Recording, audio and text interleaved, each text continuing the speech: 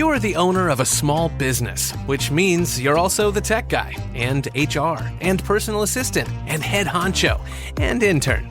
You could use another pair of hands, like the experts you'll find at Verizon Small Business Days, April 21st through 27th. Get a free tech check, special deals, and more. Call 1-800-483-4428 or visit verizon.com/smallbusiness to book your appointment. Verizon Business.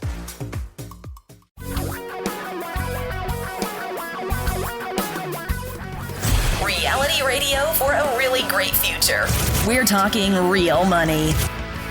Hello, money fans. I'm Don. That's Tom. I'm sure you're a big fan of money. You like it? You enjoy having it? Comes in handy from time to time. Yeah, you want a little more of it? Yeah, sure. Like okay. to keep some. Sure. Well, that's what we're going to do for you. We're going to try and help you get a little more of it. But if you're looking for a lot more of it, if you're looking to get rich quick, if you're looking to make a lot of money with no risk, well, you picked the wrong place, because we're not going to lie to you like those other guys do. And they will. You're not going to tell you. us. They're going to tell us if Facebook stock is headed up or down? No, we're not going to tell you any of those things because we don't know. Do you want, here's the real question. Do you want the truth, or do you want us to lie to you? Which do you prefer? And all of a sudden, I feel like Jack Nicholson. You can't handle it sometimes, but maybe you can this time. We'll see. How many times have you watched that movie? I've only seen that a few times, but that's a very memorable line. Come on. I watch movies once. That's what's there's other movies. I've seen Monty Python and the Holy Grail 50 times. Really? Yeah. I still love it. I still laugh. It still makes me laugh. So. Oh, it's funny. The lines are funny. No, it's hilarious. It's hilarious. Yes, it is. Yeah. It's hilarious. Hi, everyone. Welcome to Talking Real Money. I'm Don. That's Tom. You're there. We appreciate you being there. Do you need help with money? Do you want honest, straightforward, scientifically based, academically vetted help? Then you've come to the right place. If you want to be lied to, you have come to the wrong place. 855-935-TALK. That is our phone number. Give us a call. We'd love to hear from you. And we've got Peter waiting from before. Very kind of. He hung around for an entire day. If you're listening to the podcast, Peter waited a whole day. I hope it's worth it. Let's just. This is kind of like those game shows on TV where they went. Yeah, exactly. And Bob and Tim, Hank, they're here from yesterday. No, it was 15 minutes ago. You just started. I know, but so it seems like it. Yeah. Peter's here from yesterday's show and been waiting for us all night. And so glad he waited. Napped Hope they right served through him the breakfast show. Or something. Yeah. Yeah. Hey, Peter, welcome to Talking Real Money. Hello. Good morning, Tom. Good morning. Tom. Glad you slept over, Peter. Yeah. Yeah, go, man. Sounds like a good one. Okay, I got a question for you. I want to put some money aside potentially for my grandkids. Now my grandkids are 12, 10, and 2 years old. So what I'm thinking about doing is I'm thinking about funding. In other words, put money aside in my daughter's Roth account. My daughter's 35 years old. She doesn't make enough money to disqualify her, so money could go in the account under her name. And the other reason I want to put it under her name is I don't want them to, every 20-year-old kid wants to buy a red Corvette. You know what I mean? So are you tying tin cans on someone's car? I'm sorry? I said, are you tying tin cans on someone's car? I keep hearing tin cans in the background. No, but you know what I mean. Every 18, 20, 21-year-old kid, they tend to be money. I know, but here's the problem, though. If you put it in your daughter's Roth IRA, it's her money, and you can't touch it without penalty until 59 and a half. No, he could take it out of the Roth after been there 5 years. That would be okay. Oh, that's true. He can take it out of Roth. Yeah. Yeah. So, I mean, that's an interesting strategy. You set the money aside. Yeah.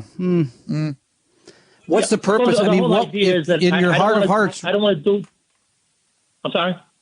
Go ahead. No, the whole idea is I don't want them to have access to the money, and the way I figured it. The whole idea is that if I do it this way, she could take the money out, the money that's put in, especially. She's got time to let that money grow, and the chances are by the time my youngest becomes 20, it's 20 years from now, I'll be 75, so 80 years old. So okay, I'm not that but worried let's go back to about Tom's question, Peter.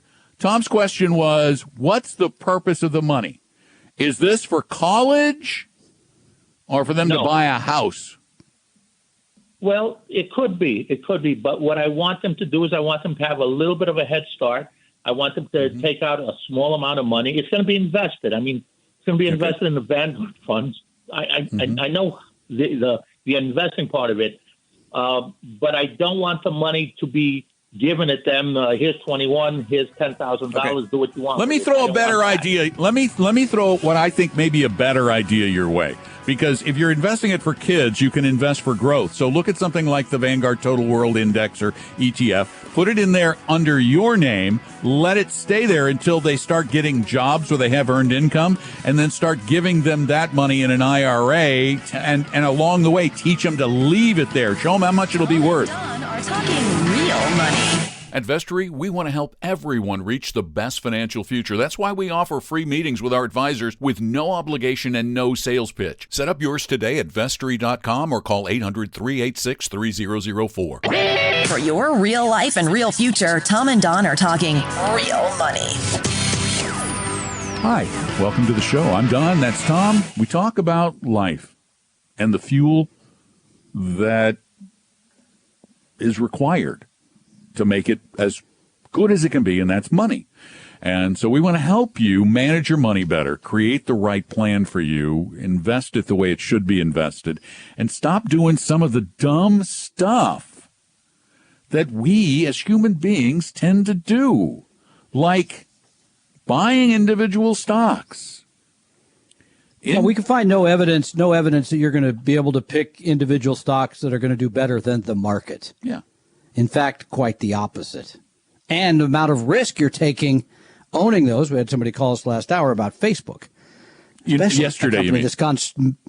Yesterday, pardon me. It's gone straight up. Why would you want to buy something after it's had this parabolic run? A whole separate topic. But all the professionals, the people that do this every day, the people that have millions of dollars to look at parking lots in Walmart every day to measure how traffic is, to have all the inside information, they do not as well as a coin flip.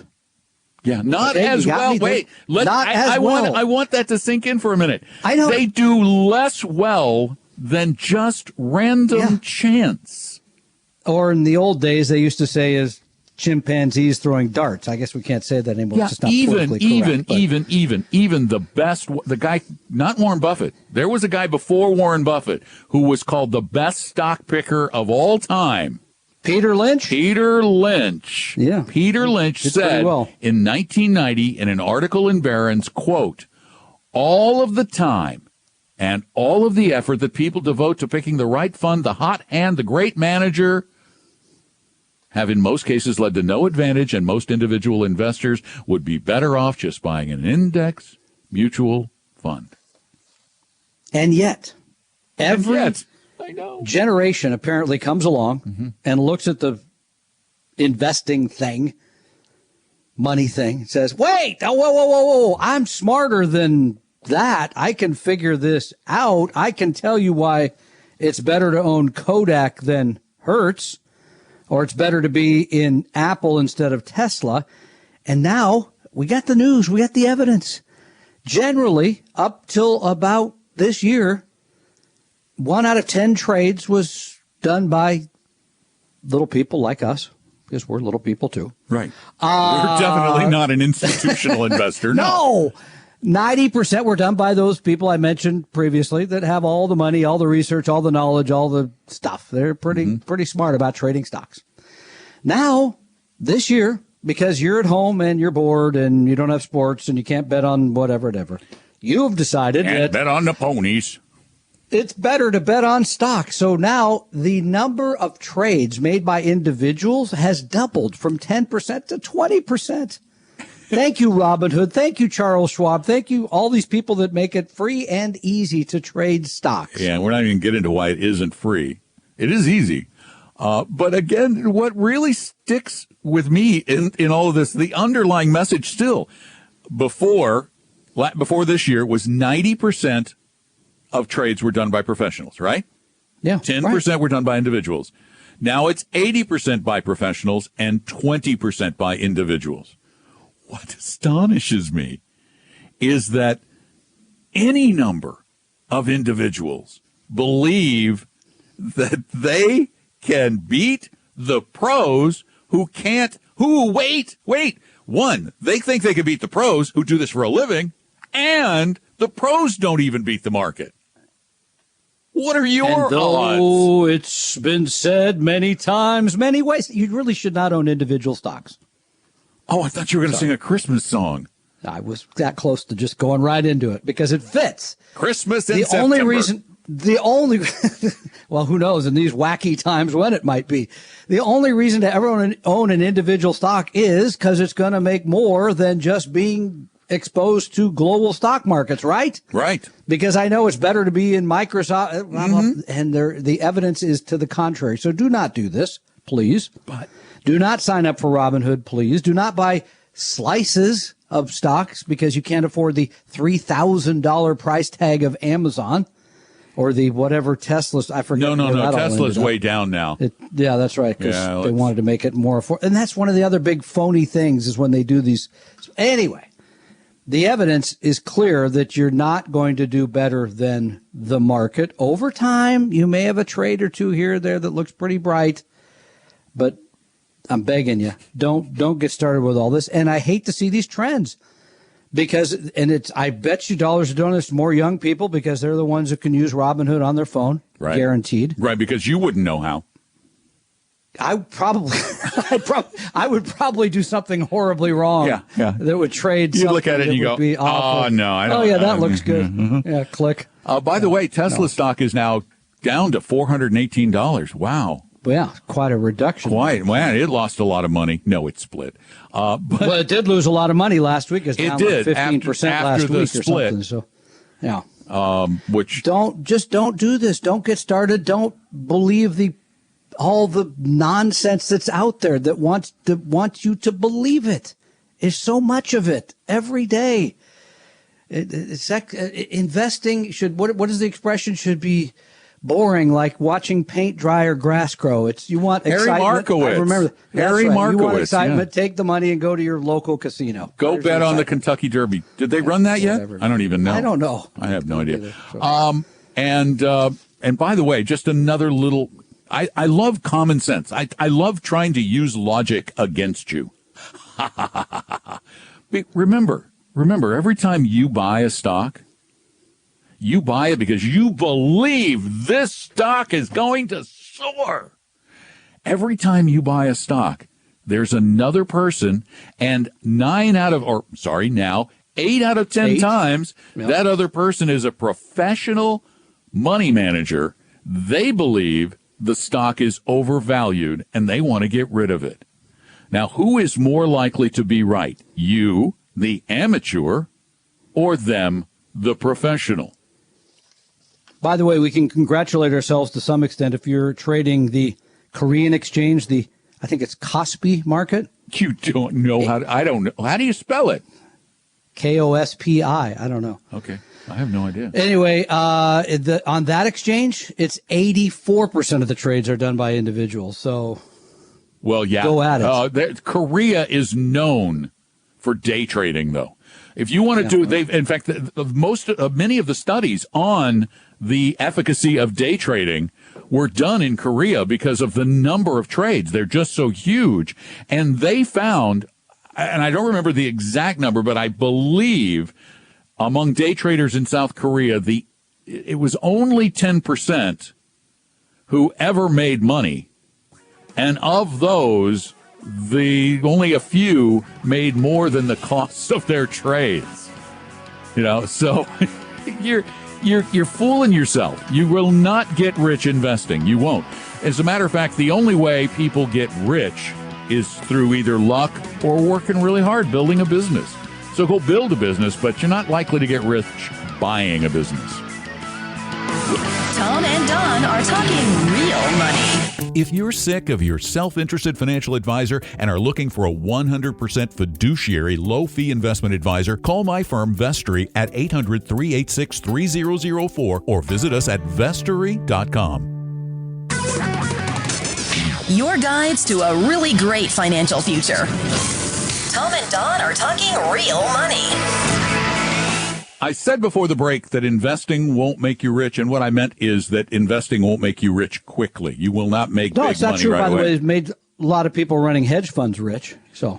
But they're not investing. They're managing money at... Well, no, that's made them rich because they charge 2% plus 20% of what they make. So that's the way made them really rich. Actually, exactly. There you go. Once again, build a business. There you go. Call Ken Griffin. He'll show you how. So 855-935-TALK, 855-935-8255. Call us anytime, but particularly during the show on Saturdays, because that's when we're here. And Jeff, you're here. Welcome to Talking Real Money. Hello, Jeff. Hello. Hey, thanks for taking my call. You guys earlier had talked about a global way of not buying stock, but as far as your overall where your money's going, the global, and I don't know exactly what you said, but it sounded really good. I'm 59. Like you mean the... And yeah. I'm 59 years old, and I'd like to be a little bit less aggressive. And what you had said, I didn't write it down. So that's first let's start with, how aggressive are you now? I'm right in the middle. I'm right in the middle, as far as and obviously, you know, I don't know a whole lot about this, so well, you're like most people. You're like most people. Most people don't. Most people don't know a lot about investing, and you're not supposed to. Here's what I would like you to do. This is, I think, so important. What I would like you to do is first figure out what the money's for and how much money you're going to need from that money. Then go to talkingrealmoney.com and take our absolutely free, no obligation, no salesperson will call risk quiz. RISQUIZ, and that's going to tell you how to invest. And then if you're looking for a simple way to do it, and folks, again, we're talking about the simplest possible way to do it. You do it use yourself, two simple, funds. Easy, yep. You use two funds. The VT WAX. Vanguard Total World Stock Index. Yeah, wax on, wax off, hopefully wax on.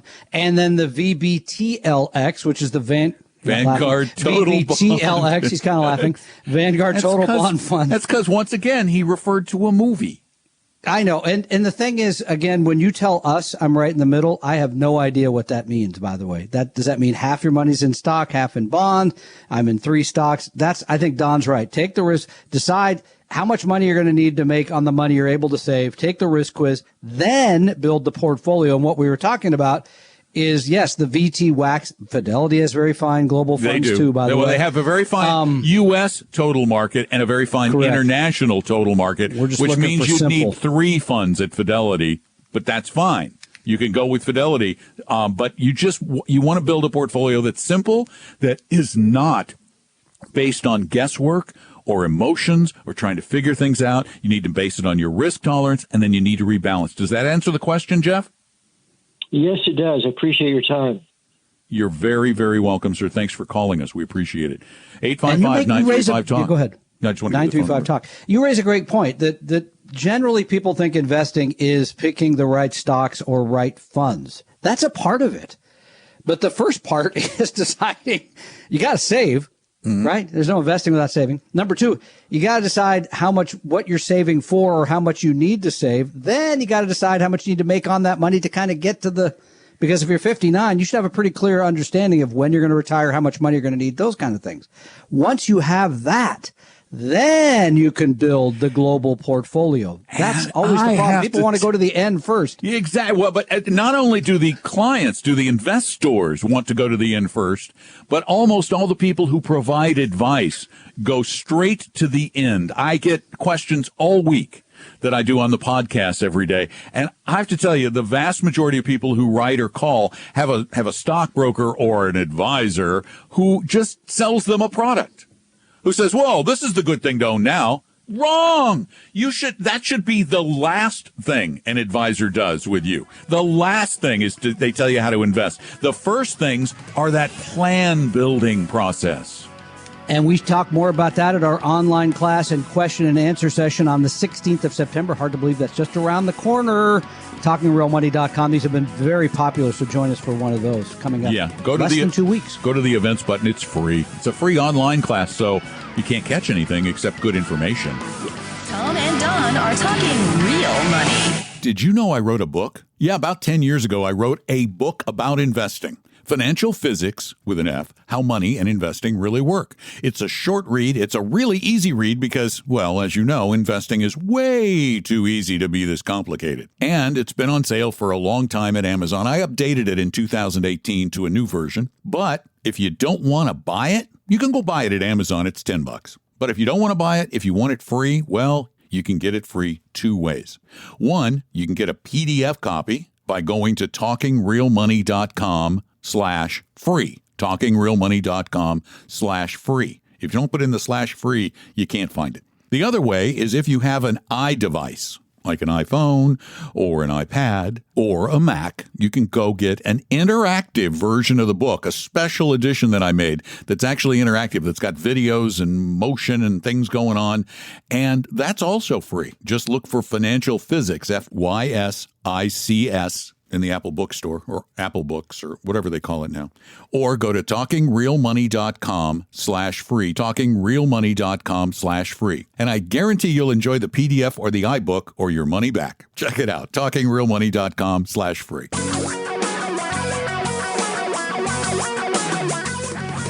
Reality radio for a really great future. We're talking real money.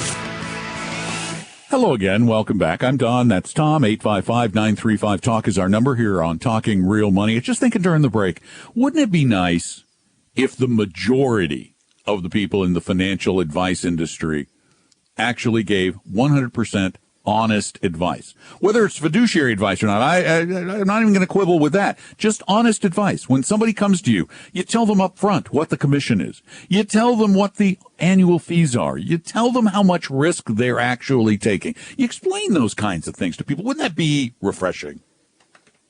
What world are you living in again? I'm sorry. Apparently some parallel universe. Okay. Yeah. 855-935-TALK. It'll never happen. So, Karen, you're next. Welcome to Talking Real Money.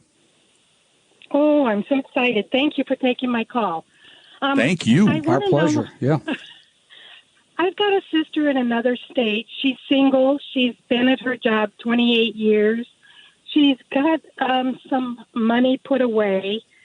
She is very gullible, and as she gets older, she's more unsure of, and we all are, of her decisions. I don't know how to help her. She doesn't know exactly what she has. When I go visit her, I try to simplify it for her. She gets things in the mail she doesn't understand, but they're pretty much 401k plans, profit sharing. She's got a little bit of savings, and they may even offer her a severance package. Where would I begin to help her start with her planning, with her estate? I've already talked about, a will and making sure her executor is someone she trusts, and a healthcare advocate, things like that. Her children are pretty distant from her. I mean, even emotionally. So we can't even really trust them to help her out when she might need it. So where would I begin to... Okay, how old is your sister? 61. So by my book, still young. We called her very young. In my book, yes. She's starting to have a little bit of health issues as far as her legs, and there's a chance after 28, 29 years on her job, they may offer her a severance package, but yet she won't have medical, so, we've got that as another thing to consider. But it's getting to be... it's going to be a problem soon if we don't. Yeah, and I got to tell you, I'm already seeing the complexity of this. This is not so easy that we can fix it right here on a show. But let me just give you a couple of quick things. One, okay. I assume that you're one of the few people that she can trust. Yes, true. Ask her to put you down for duplicate statements on her accounts. Oh, okay. Ask her to do that. Tell her you'd like to keep an eye on them for her. All of the custodians can send duplicate statements if she orders them, and they can be sent to you. The other thing where does she live? She's in Arizona. How far away from you? In Washington. Okay, I'm so in she's Washington State. a ways. You are getting to the point where it's time to hire a good elder law attorney. She needs to get some healthcare directives done. Now, the nice thing about it is she may not have to worry too much about wills and trusts and that kind of thing because it doesn't sound like she has a lot of assets. Her 401k and the like, those can be transferable on death, payable on death. She can name beneficiaries on those directly, so that can solve a lot of the problems. So I would sit down with her. I think her biggest assets are the 401k, the retirement plan at work. She's got a couple of big ones. I'm thinking about her retirement planning more than anything. Okay, well, where's the other money being held? I think maybe a profit sharing of some sort. Okay, but these are still accounts with her employer, correct? I think yes. Okay. Yes. Okay.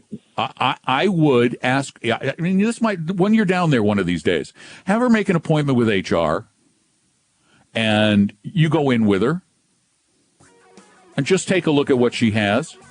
The other thing you might want to suggest she do, or you do when you're with her, and we do this for free for anybody, just call our firm, our firm Vestory, and set up an appointment with one of our advisors. They can sit down with you and kind of go through these things. They're not going to try and sell her anything, but they can work through it and see where she might need to be down the road. Tom and Don are talking real money. At Vestory, we want to help everyone reach the best financial future. That's why we offer free meetings with our advisors with no obligation and no sales pitch. Set up yours today at Vestory.com or call 800-386-3004. For your real life and real future, Tom and Don are talking real money. 855-935-TALK. And I want to mention this before we move on. We are in the money management business. We have been for a very long time. But we try not to send people to our firm directly through the show because we want this show to be an education. But the thing is we want our firm, and we created it to be educational too. Well, and the other thing I worry about is when we just make sort of general and there are a few general. I would only, in the case of Karen and her sister, hire a 100% fiduciary, somebody that's not duly registered. Number two, I would only hire somebody that only uses index-like mutual funds or ETFs. There's no evidence that anybody does anything different other than paying them more is going to make you more. But the question always is where to start, and that's why you very kindly at talkingrealmoney.com/help, I believe, correct? Yeah, talkingrealmoney.com/help. It's a place to start. Yeah, there's a section on how to interview your advisor. It explains fiduciaries. We actually researched a bunch of advisors to see what they charge. We gave you even some advisors who we believe will treat you well. We can't guarantee that. Yeah, and the other part is, and I will mention this very briefly, we'll go on to the calls, because as you said, the show is designed to help you, not to ask you to hire us, but we do work with people, I think, in 38 states. Arizona is one of those where we work with a lot of people. So we could work with, because there's a lot of people that used to go back and forth between Seattle and Phoenix back when you did such things. But I'm pre-COVID, I'm talking now. You mean when we used to get into airplanes? That kind of exactly, back in those days? Little cylindrical thing. You know. So anyway, we could help Karen and her sister. We're not the only ones. There's other people that do this and do it very well. That's how I'd put it. Okay.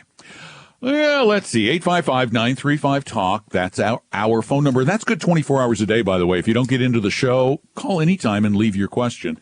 And Tyler, you are up next. Welcome to the show.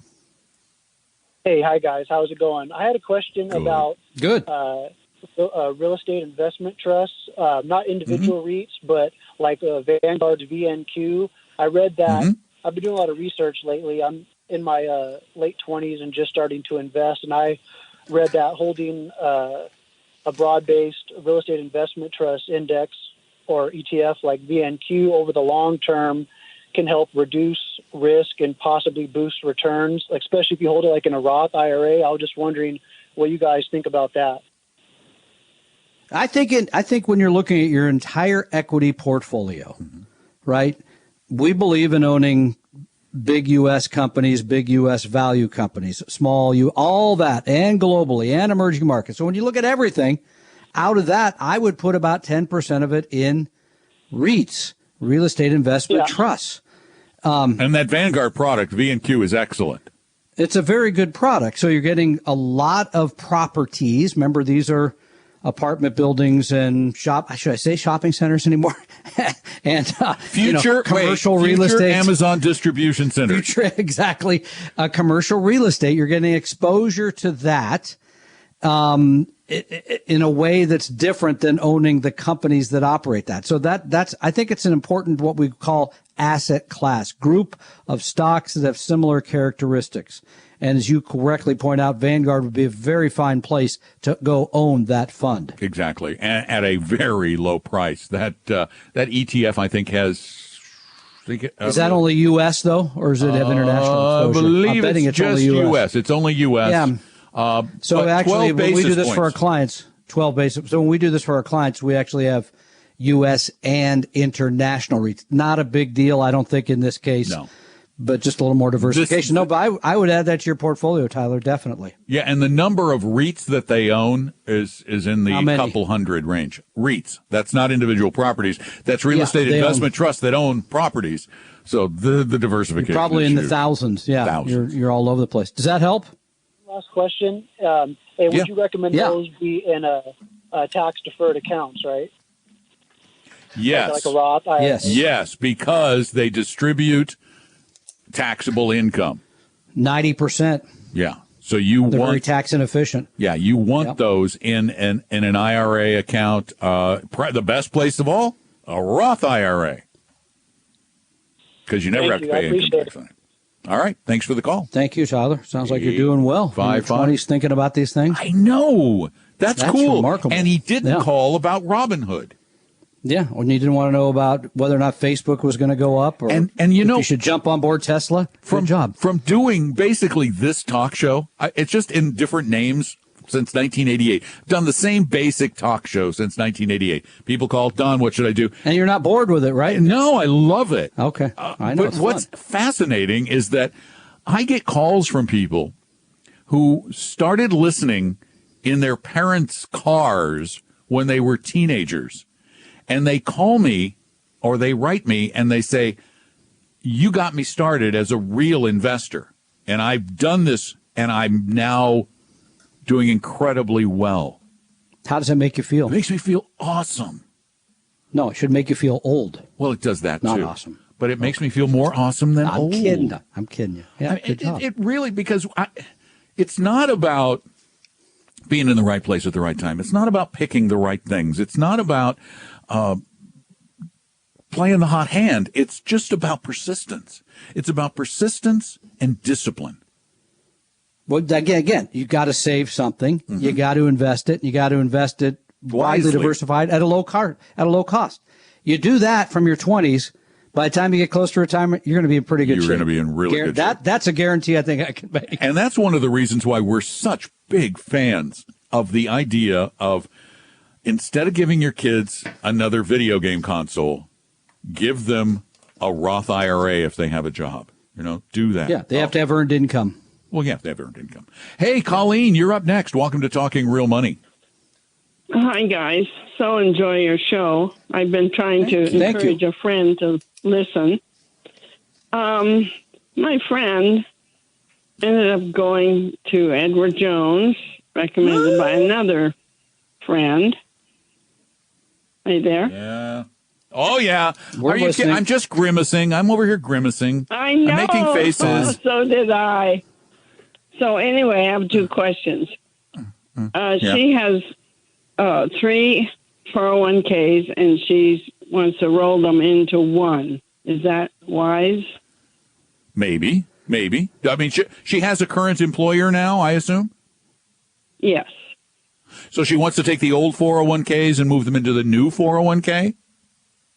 I think so. Yes. Or does she want to roll them into an individual retirement account, an IRA? No, I think just into the 401k. That's all I've heard her mention. Okay, I think that's a good idea generally. As long as the new 401k has good investment choices, then that's a great idea.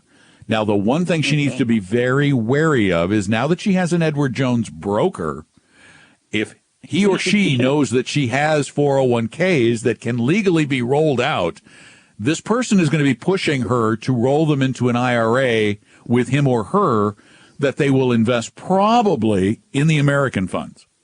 That's what they use. Mm-hmm. Yeah. Yeah, and the problem, again, even if it wasn't Jones, the problem is you go into an IRA and then it's the Wild West. You can get sold anything. That's my worry if somebody's not thinking about all this. Go ahead, Colleen. I interrupted you.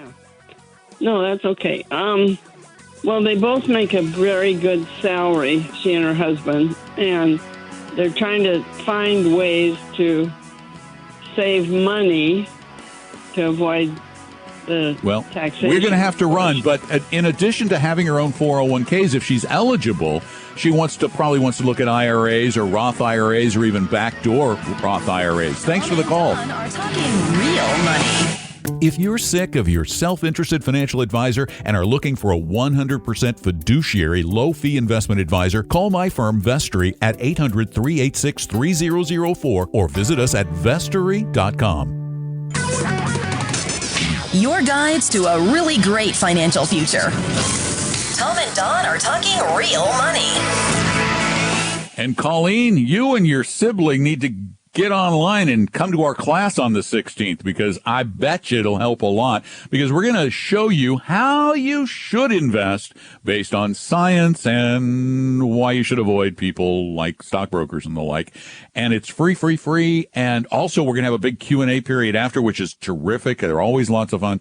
And it's online on the 16th at 8 a.m. Pacific time. And all you need to do is go to talkingrealmoney.com, click on the events button, sign up for it, and show up on Wednesday the 16th. TalkingRealMoney.com. We hope you realize that the information provided on Talking Real Money is for educational and hopefully enjoyable purposes only. Providing personalized financial planning or investing advice takes time, so please consult with a really good fee-only fiduciary investment, tax, or legal advisor.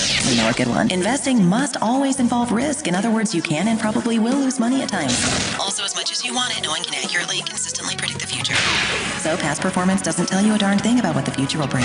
Unlike many other programs that say something similar, Talking Real Money is not trying to get you to buy or sell any financial products or securities. Instead, the program is provided as a public service by Vestory, a fee-only registered investment advisor. Thanks for listening, and please visit TalkingRealMoney.com for more information and disclosures. Are we done now?